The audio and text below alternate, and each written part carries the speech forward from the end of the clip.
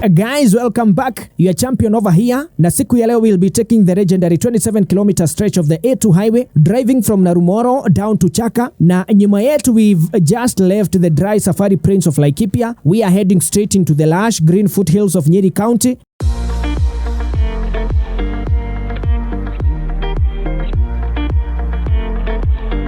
Back in the 1920s, Narumoro was the ultimate frontier. The absolute end of the railway line ilikuwa hapa. Merchants, colonial settlers na pia traders all had to stop here. Lakini kidogo wakacheki wakaona Narumoro will come one day to outshine Nanyuki. Na ndio maana wakadecide let us stretch the railway line up to Nanyuki. Na ndio maana ikafika pale Nanyuki 1930s. So today we are reversing the historical route, leaving the old trading posts to see how this highway transforms from a wild ranches into a bustling agricultural hubs.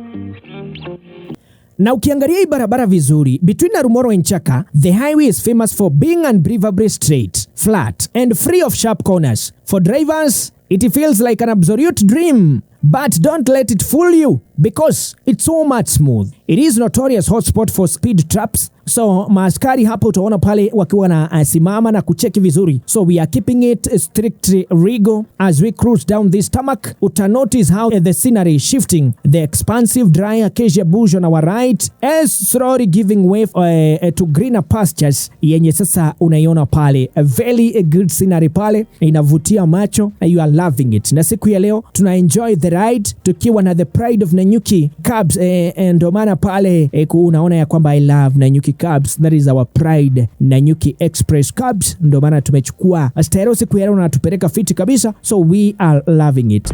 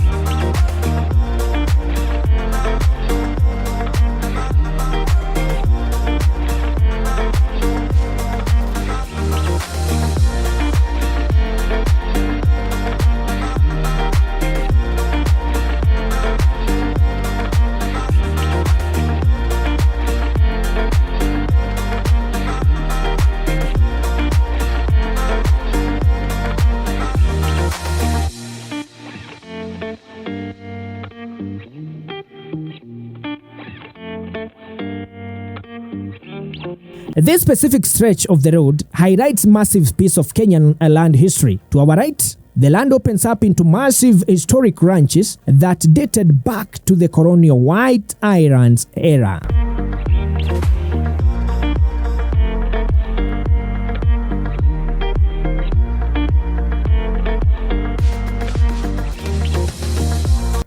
These were the giants, thousands of acres plots handed to British settlers. But as we drive further south, you will notice a dramatic shift kidogo. The massive ranches disappear, replaced by small and highly productive family farms ama mashamba pale. When independence arrived, much of this land on this side of the mountain were redistributed to the local communities. This road is literally the borderline between colonial scales ranching and the indigenous smallholder agriculture. Because this highway sits right in the valley between Mount Kenya on our left and the Aberdare Ranges on our right, create an incredible agricultural microclimate.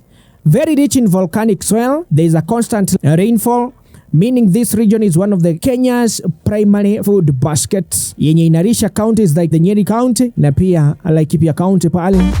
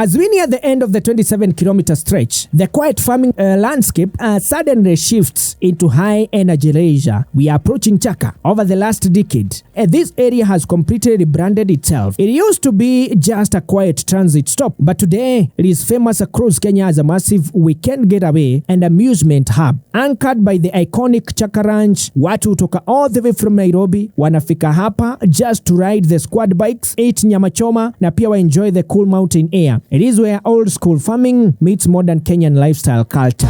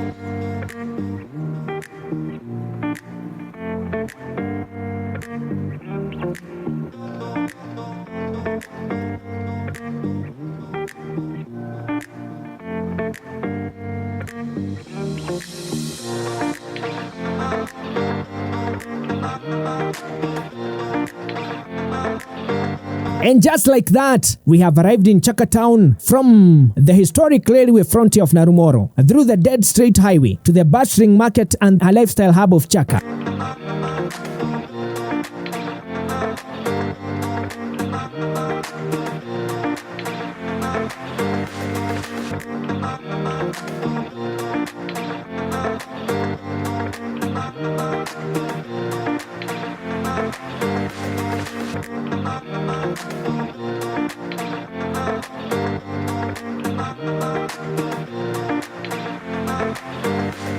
This short drive gives you a front row seat of Kenya's history, agriculture na pia modern evolution. Thanks for riding shotgun with me today. Guys, drop a comment below. Kama ushaitumia hii barabara. If you've ever driven in this straight way, hit that subscribe button and I will see you in the next vlog. Peace!